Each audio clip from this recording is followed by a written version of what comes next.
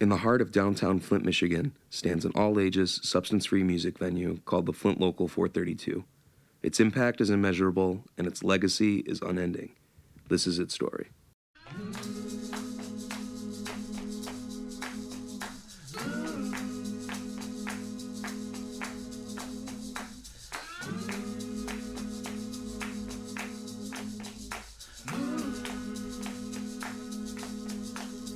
Whoa, whoa, whoa. Okay. Just look that way, too. You know what I'm talking?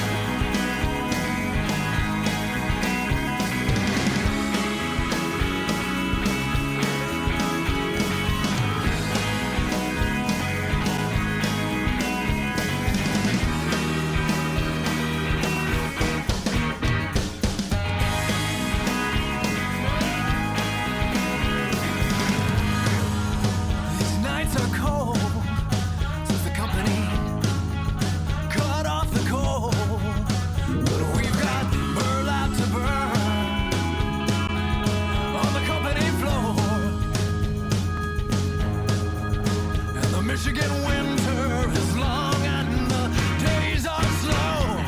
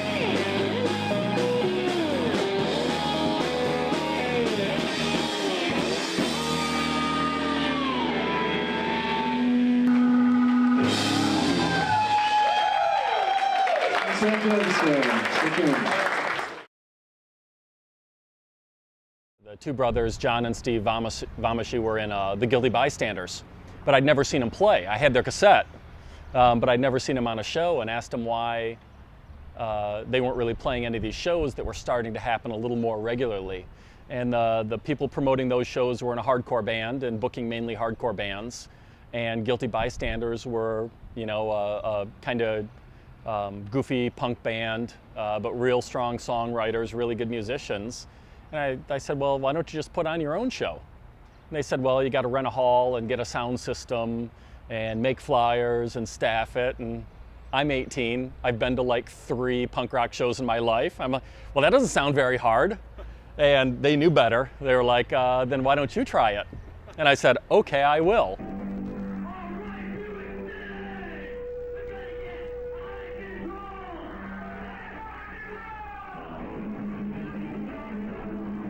And did the show, and you know, 150 people turned out. And I remember thinking about halfway through, I am never going to do this again. What was I thinking? You know, no big problems, but just stuff we weren't used to. University was not happy, security was not happy. Pretty much by the end of the night, they said, you will never do this here again. Just, you know, not used to black leather jackets and mohawks and spiked collars and just the look of the mid-'80s punk scene. But a few weeks after, I had forgotten all the bad things and the hassles and only remembered the good stuff. And so started thinking, well, maybe we could do one more. And it always just turned into one more and one more. The really cool thing about when Joel started doing shows, you didn't even need a demo tape to get booked for a show. You didn't have to send in a press package or any of that kind of stuff. It was, hey, let Joel know, or just give him a call. No internet back then. You know, give him a call, or you'd see him and, hey, I'd like to play, you know, and they just put you on. You'd be one of the opening bands, and it didn't matter if you didn't draw anybody. It was irrelevant. The point is that you wanted to get up and play for the sake of playing, and it was assumed you wouldn't be doing a bunch of covers, and it would be something that would be raw and vital and fresh. You know, a lot of bars won't let them play because they're too young. A lot of other places won't let them play because they haven't played shows before. So I think that's one thing that the local did was, you know, kind of give a lot of bands their start. I think there's a lot of bands from, you know, around Detroit and Flint and Saginaw area that like a lot of their first shows were at the local. I mean, we've played shows where we've had like 15 people in the audience that sit down and are looking around. I think it's gotten to the point now where we're just like, we just want to play our music, and if one person hears it, then that's great. If at least we have an audience, you know. I played the opening weekend of the Carlton's building at 532. It was April 23rd of 2000. You remember this? Wow. April 23rd, 2000. We played, it was the second night of the opening weekend, and we played with this band called Rats of Unusual Size. Oh, yeah. And it was pretty crazy. The night before us was Kid Brother Collective in May, June. And I remember struggling to get through 30 minutes of material. And after about 20 minutes of material, we were going to pack up. And I think we were getting ready to pack up, and Joel said something like, "If you're at all interested in being paid, you'll play for another 10 minutes."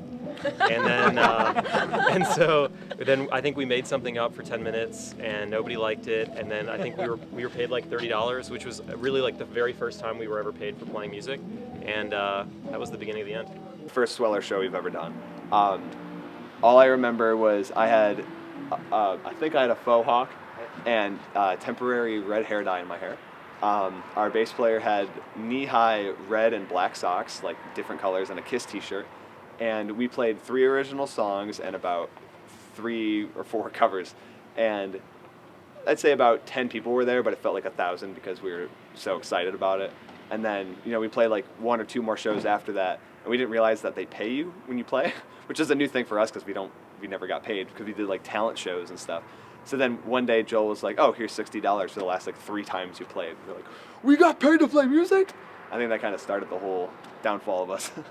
Being like 15 in a really bad pop punk band, and just being like the most excited to go play there, even though it was just the local, and just being young and excited, I guess. Yeah, mine was pretty much the same. I went there because our friend's punk band was playing, and after I saw them play, I was like, well, I should start a band so we can play a show there, and we did, and it was really bad, but, you know, you progressively got better through high school. Everyone hung out there and, you know, started meeting everyone, and so it wasn't just like these bands, like, you know, you'd meet people from outside of your high school that you could play music with and stuff, so. It was to put the focus more on the music. So lots of times bands playing in bar scenes like they're an afterthought. Like, hey, come on down, you know, we have sports on big screen TVs, and we have Kino, and we have this like menu, and there might be a band on stage. But the point is to go down to the bar and spend money and buy alcohol, not watch the band. So doing all ages shows really seemed to focus that back on the part we thought was important, and make it accessible to everybody. Very end of '94, we bought 432 South Saginaw Street, the Economy shoe store. And in the week getting ready for our first show, we threw around a bunch of names, and it was just sort of a brainstorming session.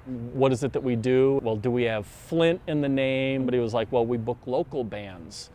And then it just popped in my head, like Flint Local 432. It's a Flint venue, we book local bands, and the address is 432. Before it was, for lack of a better term, punk rock. It was a lot more shoestring budget. Multiple spaces, obviously. It started at 432 South Saginaw, but then it moved from the front of that building to the back of that building, down to block 532, and then in the Metropolis building. Like, it moved around a lot. Once the show stopped going in 2006, we sort of realized that nobody had the heart and the willpower and the patience to do it halfway anymore.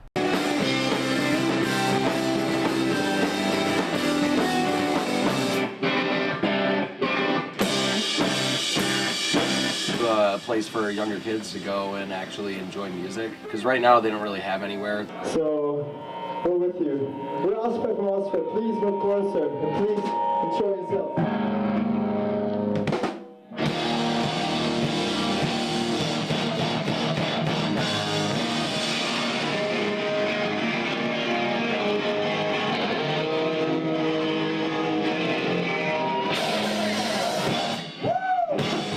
The idea of there not being a place to do that and like them not having the same opportunities that we had to make such good friends and to play music, that's a bummer to think that there's not that opportunity for them. Chris and I ran into somebody yesterday when we were at lunch who was renting a vacant building and wants to start doing shows there. I've never driven a boat before. Like, all right, it's a vacant industrial building with no permits, code. Who Like, used to do I, that?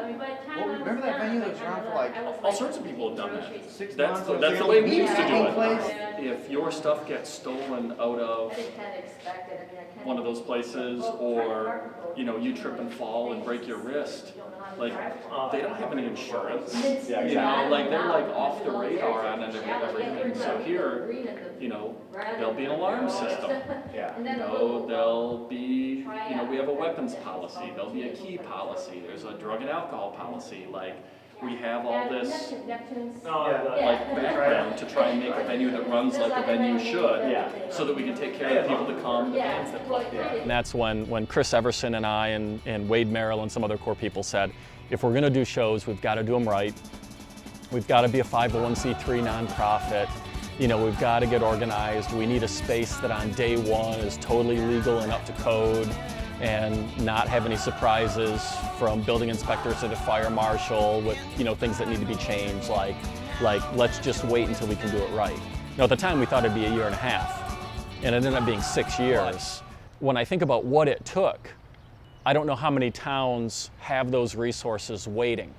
And when we post that we're having a volunteer day and 20 people give up their Saturday afternoon to come down and sweep and mop and paint and haul trash out to the dumpster, I don't know who else has that. We actually wanted to do this show at the Flint Local 432. We were talking to Joel for a while, and pretty much what happened was we were about to set everything in stone. We were pretty excited, and then he said, we're still waiting on the inspectors, so we can't do it. So we ended up just going to Whoopies, and our friend Mark books a lot of shows here. We were pretty excited about that. So we decided just to do it here. And the idea is we're raising money for the Flint Local by selling these limited edition posters at this show. And now we're maybe a week away from our final inspection and occupancy permit. So a month from now we're going to be doing shows of all kinds. I have a written statement here from Claudette. Thank you, Flint Local 432, of doing the Claudettes the honor of allowing my house band to play at your grand reopening. This is especially a delight for my house piano player, Mr. Iguana, who has been talking about your nightclub since the day I hired him to entertain my customers. I respect your decision not to serve delicious cold beers to minors.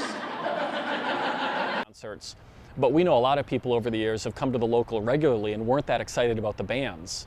But it was the atmosphere, the friendships, the relationships that were formed, the sense of community we have. Everyone I know I met through the local, either like directly or indirectly. Like I don't talk to anyone from high school, it's all people from shows, really. To kids like me and kids like us, this place is just ideal for a place for kids to gather and play music, listen to music, so it's really awesome. It's legendary to us, so yeah. And I think local scenes are very important to getting your name out there. I mean, all of us here playing tonight help each other out. It's where I met pretty much like probably 80% of people I hang out with today. Like if it wasn't for the local, I wouldn't have probably ever been in a band that was on tour or ever played music around the country or even got to go outside of the country. Like I never would have done that if it wasn't for the local, because that's where I met like the guys in the Swellers. There's rarely one hook that gets somebody to stick around, but we think we're part of that solution to make it raise the quality of life, be a center for interesting, cool, active, artistic happenings that make people more interested in staying in Flint and being part of what Flint's going to look like in the next century. And you guys need to wake the fuck up. Let's see it. One young and angry summer, a song that changed my mind. I heard it on the radio. Come on, sing it.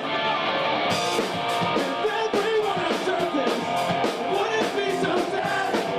Best I ever had. Come on. Best I ever had. So we feel pretty good about having a sustainable long-term club that'll be around another 25 years.